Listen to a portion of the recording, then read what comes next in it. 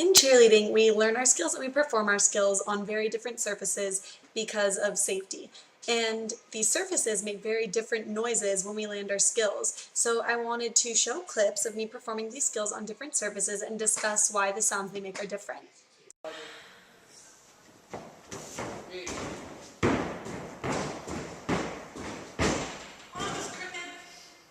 Pull. There we go. Although I'm performing two different skills in the videos, the difference in sound cannot be attributed to these different skills. I know from years of experience, and from the fact that they are both the sound of my weight coming into contact with the floor, that if I were to perform these two different skills on the same surface, their level of loudness would be relatively equal. The reason that the sound is so different is because of the two different surfaces I'm performing on.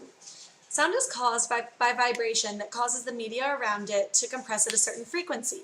Well, in the first video, I'm performing on a spring floor, which causes more vibration than in the second video when I'm landing on a soft, spongy surface.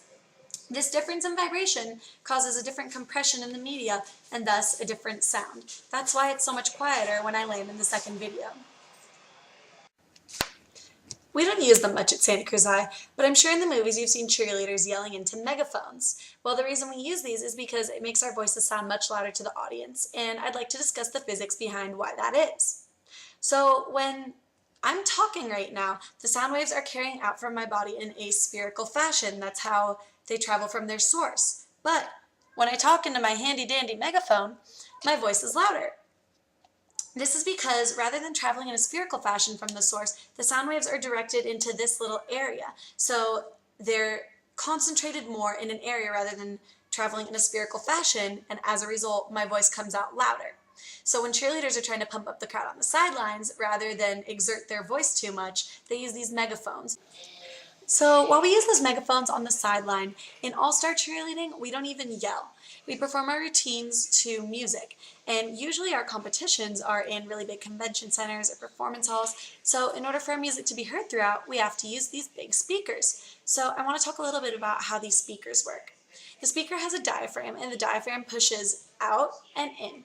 When it pushes out, it creates a condensation, and the air pressure is greater in front of the diaphragm. When it goes in, it creates a rarefaction, and there's lower air pressure. Well, these vibrations in the air pressure reach your ear and cause your eardrum to vibrate at the same frequency as the diaphragm. And your brain perceives these vibrations as sound. And that's how you can hear the music at a cheerleading competition. So now I want to talk about why you want to sit towards the front of a venue so that you can hear the music better. We're the seniors of CG3.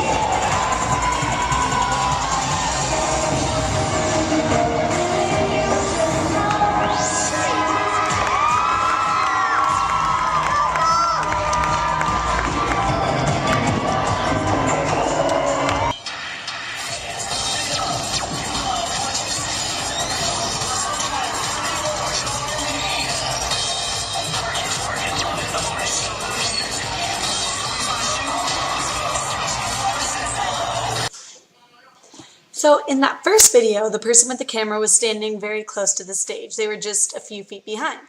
And in the second video, the person with the camera was significantly farther back from the stage. Well, the sound difference wasn't super significant, but I'm sure you could tell that it was a little quieter in the second video than it was in the first video. Now, the reason it was quieter is because the person was farther back and the sound intensity was smaller. So I drew a little diagram to help explain this. Let's see, hope you can see that.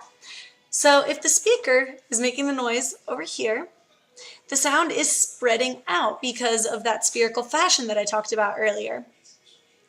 Well, the sound intensity is equal to the power over the area that the sound is passing through. Well, it's passing through a larger area over on this side, so therefore the intensity is smaller. And that's why when you're farther back from the stage, the sound is quieter. And at a cheerleading competition, you want to sit close to the stage. Regardless of where you sit at a cheer competition, sometimes it's hard to hear the music because the fans are clapping so loud. A common way to show support for a favorite team is to clap to the rhythm of their music, as in the video.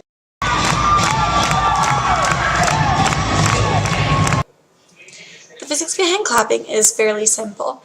Sound waves travel in a longitudinal fashion, and when you clap your hands together, the air needs to get out of the way rapidly, so you're creating a pressure front within a longitudinal wave. This pressure front vibrates over, and your ear picks up the vibration, and your brain perceives it as sound.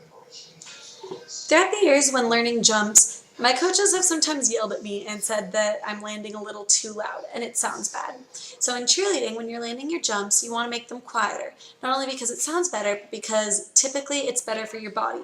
So I want to show a few different ways of landing jumps and discuss why it makes it quieter.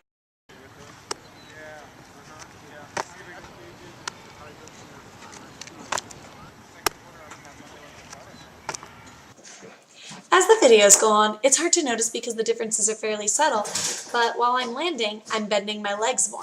And as I'm bending my legs more, the sound of my landing gets quieter.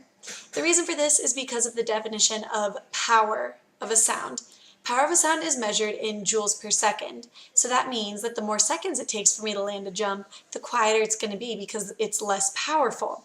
So when I'm bending my knees, I'm increasing delta t. So the time in seconds it takes me to land my jump is larger. And because of this larger value, the power of the sound is smaller and therefore quieter. That's all for my POI. In all the different components of cheerleading, there's a lot of different physics, with all of the throwing girls in the air and the flipping and twisting, but I hope today you learned a thing or two about the physics of sound in cheerleading and hopefully gained an appreciation for the sport. Thank you for watching.